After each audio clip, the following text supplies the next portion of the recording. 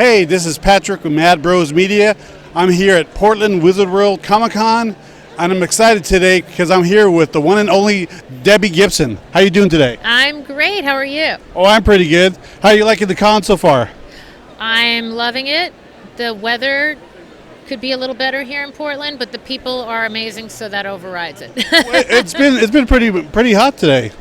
It was yesterday, even though it was kind of a little muggy. A little foggy. Yeah, don't you think? It was foggy on the way here. A little foggy, but there's no weather here in the convention center. Yeah. So the weather's the same every day. The fluorescent lights are the same every day. Yeah. So let me ask you, what's the most misconception about you that you want fans to know that isn't true? The biggest misconception is that I sing, I think we're alone now. There doesn't seem to be anyone around. That's Tiffany, people. Tiffany. My Get friend. that. That's really like the only misconception. You guys are really close friends. Was there did you have any enemies in the 80s, or everybody just got along? Because everybody seemed to be I'll tell you what, that Richard Marx man, no, I'm kidding. He's actually a great friend. I don't think anybody had any time to not get along. Like, everybody was off on their own paths, doing their own things. I've always felt like I compete with one person in this world, and that's me. You know, I'm the only me. Tiff's the only Tiff. Richard's the only Richard. So there you go. We all get along. Yeah. I went to your panel yesterday. It was really great. It was a really good panel. You spoke about writing music for NMM. In the 80s, did you have an artist you would want to write for as well? I know you said Tina Turner, but was there any other artists you wanted to write for in the 80s? Oh, my goodness. I'm trying to think who I wanted to write for in the 80s. I probably could have written New Kids a killer hit. Yeah. Not that they needed any more. They have enough. But, I'm trying to think. Madonna would have been a great collaboration in the 80s for sure. I feel like in a way she's kind of like the queen who started it all for a lot of younger women that came after her. But yeah, like I said, Tina Turner's always been an idol. And like I said in the panel, I love, the use of really, really hauntingly melodic hooks in Eminem's music. That's what I was saying. I would love to provide one of those at some point. That'd be rad. Yeah. Electric Youth is one of my favorite albums of yours. Thank you. And I love all the songs. Was there a particular favorite song of yours, or a song that you say, I want that as a single? That's a great question. Possibly Who Loves You Baby could have been a single, but my funny story about that was my sister Michelle, I have 3 sisters, and no matter how successful you are, your sisters are going to be brutal to you. So my sister Michelle was always like, why did you have to sing that vocal in such a high, annoying key? Because it's all, who loves you, baby? So that just makes me laugh when I think of that. And the other thing about Electric Youth that makes me laugh is that my boyfriend, who didn't listen to my music growing up, he was like, I remember you signing autographs at a mall in Mississippi, but he was more of a rock guy. So he looks at the Electric Youth album cover, because I have an actual vinyl version of it in the house, and he goes, silence speaks 1,000 words. He's like, this should be good. He cracks up that there's not a silent moment in the whole song. It's all, where do I turn when you turn away? Do-do-do-do-do-do. There's flutes, there's harps, there's pianos, there's too many lyrics. Silence is not speaking in that song at all. Yeah. I always thought like Over the Wall or Should Have Been One would have been a good one. Thank you. Or Helplessly in Love. That's my favorite one. Thank you. You really do know your stuff. Yeah, I've listened to you. I've listened to most of all your albums. I love that. I recently did Should Have Been the One as kind of an acoustic piano ballad when I performed in Chile this past year. And it works really well. You know you should have been the one. Really slow and intimate. So kind of reworked that not too long ago. I'm glad that's a fave. Yeah. You're an 80s icon, and a lot of musicians try to copy everybody else, but in this decade, who would you think would be an icon? Whether it's pop, jazz, opera? That is a great question. First person that came to mind is Rihanna. It's like she's so... it's so mystical how it just pours out of her. And she wears stardom well and with ease, and I think that's what part of being an icon is all about. She kind of hits the bullseye every time. She's a little superhuman. So I'd call her an icon of our time. I think she kind of, even with her background and her look and everything kind of changed the what it means to even look like a pop icon, and it's kind of like she ushered in a new era. Now, speaking of hits, when is your next album? This will be your last question. When is your next album coming out, and can you give us a little sample? Oh my goodness.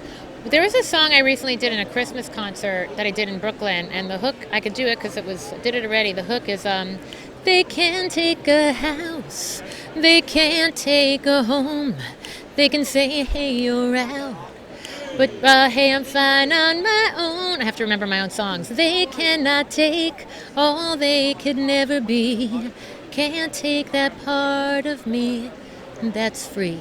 And it's really about this day and age where people are losing their jobs, losing their homes, and they feel like that means they have to lose their dignity and lose their sense of self. And it's now more than ever, people have to realize that home is inside of them, and there's a freedom within people that can never be touched. I think MC Hammer didn't even know what he was saying when he wrote "You Can't Touch This," because that's kind of what it's saying. You can't touch this that's inside that you can't see, or maybe that you strive to be and could never be, those people that are more materialistic. And so that's a little sample, and hopefully it'll be out next year. I've been taking my time on the writing, because if the writing's not amazing, there's no point in hitting record. Better to take your time on the rest of the album. Yeah, because I want this album to be the best album I've ever made, and I feel like I've lived the most life that I've ever lived, and I have what to write about now, and so it's kind of burning a hole in my fingers every time I sit at the piano. So hopefully it'll get recorded this year. Awesome. Well, thank you, Debbie, for taking the time to talk with us. You. This has been Patrick with Mad Bros Media. He's a mad bro. Yeah. Let me tell you. All right. You know, it's funny. Well, it's not funny, but the last couple of years, which I've talked about publicly, I've been dealing with some health issues, and that's really just slowed up me doing what I've wanted to do in terms of recording, because I had so many other commitments to live shows and things I wanted to keep. And really, in between all of those commitments, I'm hibernating and resting, but I have been writing, and I feel like I've written the best stuff of my life at this point, because I've actually gotten out of the bubble I was in a way. Like, I don't live a showbiz life per se. I live a very grounded, normal life, and I feel like there's just a lot of things I'm tapped into that I think everybody's going through. It's like, it's not a happy time in this country. I think a lot of people are really looking for music, to me, to do for them what, like, Michael Jackson's Man in the Mirror did. Like, songs that are going to really impact you, because it feels like, you know, people's houses are getting taken away, and people's jobs are getting taken away, and people are forgetting who they are, because I think people are feeling disempowered right now, and they need music. And it's not that all my music's about that, because it's about different things, but I think that's a through line in my music, is about, like, I was the girl who helped everyone believe in the American dream, and now I'm saying, don't live the dream, be awake from the dream, be awake and aware and out of the bubble. And so, like, my whole life has shifted in that way, and the music, I think, is reflected it. And then there's still fun dance stuff, and there's still sexy stuff, and there's still, and all of that. But I think that I feel a responsibility with what I'm going to say next, because I haven't come out with anything in so long that I feel like, you know, why throw out schlock when you can, you know, if it takes another year at this point, you know what I mean? I just want whatever I put out next to be exactly what I want it to be. I used to kind of like skimp on lyrics. I'd be like, that rhymes, great, cool, because I'm really into melody. Like when Beyonce came out and said, you can wait, you can have enough, I got another you in a minute, in fact, he'll be here in a minute. I was like, did you just rhyme minute with minute? Come on, I want to rhyme the minute. So I'm not going to rhyme minute with minute on this album. But no, I was always more focused on the melody. And now, lyrically, I feel like I want to say things in a new way, and in a way that's never been said before, and in that perfect way where you hear it, you go, yes, I could not have said that. I could not. That's exactly how I feel. I mean, so that's how that's what I'm aiming to do on this next album. All right, really quick. I think we can get through the super quick these two. We'll do you first. All right. Well, I would have never expected to see you in a setting like this, a comic introduction, but glad you're here. Thank you. My And- life's random. And a question for you is, I saw you live, I don't know, 86, 87, and your opening act was, I think, some band from Germany, Bro, Oh, bras. or Bras, okay. So they really didn't go anywhere, but, Oh, I beg to differ. Oh, really? Well, Matt Goss from Ross is actually he's been headlining at Caesars for 4 years or so. He's like completely reinvented himself. oh, okay. Yeah, you wouldn't have even known it was him. So now if you're in Vegas, you can go see him. He has like the Gossy Room, and he's created himself as kind of like a new, like Blue Eyed Soul, Sinatra, but from the UK. And yeah, but anyway, yes, they opened for him. Well, I see. So I'm wondering, when you went on tour, did you have any say in the opening acts? Being as young as you were, and also with the opening acts, did you ever have any problems with them, or you got along? No, Were there any egos, or- I totally got along. I mean, Ross, that's the most interesting example. To answer your question, some I didn't have a say in, because some it was like, well, you know, like Judson Spence, who I love, came on tour with me, and he was in Atlanta to act, but I thought he was all wrong for my audience. So his talents were wasted on my audience, because he was meant, I think, for an older, more refined musical crowd. I mean, but Ross, I loved, but I watched how difficult it was for them, because I opened for them at Wembley Stadium. Like, they were the hugest thing everywhere in the world except America. They could never break America. So I remember like watching, going, this must be really difficult for them to be opening for anybody, you know, because they had their whole presentation that they did overseas, and they had to scale it down, and typically opening acts, the volume's a little lower, and the fans didn't know them, and so I used to watch that with a lot of compassion, going, man, this must be really strange for them to be fitting into this, because I had seen who they were overseas. But that's why I'm so proud of Matt, because he kind of dropped his ego, stripped it all down, started from scratch, and rebuilt something. And when you go to Vegas, it's like he's like on billboards and on every TV show and is singing better. He sings like Stevie Wonder. Like, he's literally got blue eyes and sings like Stevie Wonder. So I'm very proud of him. But that's what it takes, I think, when you're like a teen star and you have that much success. Sometimes your journey kind of morphs and twists and turns, and you never know where you're gonna end up. All right, last question, super quick. Okay, so with this next album that you got coming out, what type of artists would you want to work with if you had like any duets on your next album? Who would be your top choice? That is such an amazing question. Like, I mean, right now, to me, like everything David Guetta does is amazing.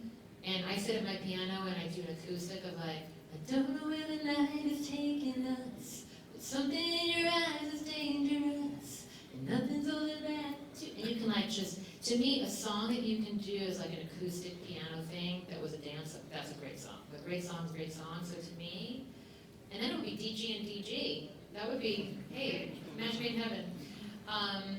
I would also love to be like the hook writer for a great Eminem song, because like Skylar Grey and all those, I write some melodies that have kind of that haunting quality that I think would be amazing in that genre. I mean, people might not get that. They wouldn't get that unless they like sat with me in my living room and saw what I played all day.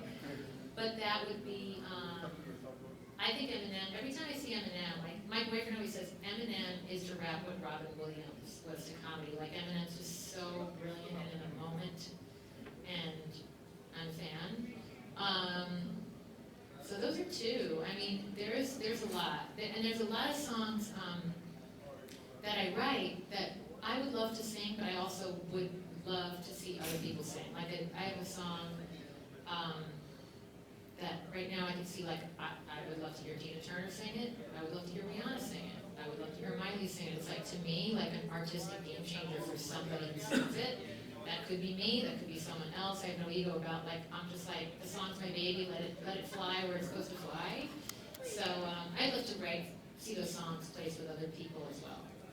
But Tina Turner's one. I have never met the woman. She's one of my idols, so I would love to do anything with her, write for her, sing with her, do her wigs. I don't care. I want to end on, you have a wonderful Twitter. You interact with the fans really well. Thank you. And your Instagram is amazing. Thank you. So everybody follow her on Instagram and Twitter.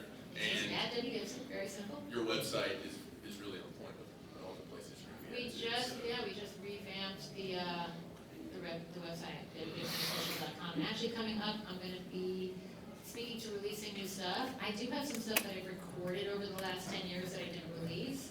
And we're looking to possibly do release a song. I'm gonna kind of take some songs from the vault that might not be what I would say, here, this represents me right this minute, but stuff that I'm really proud of that's never been heard for diehard fans that want to hear something that they haven't heard. So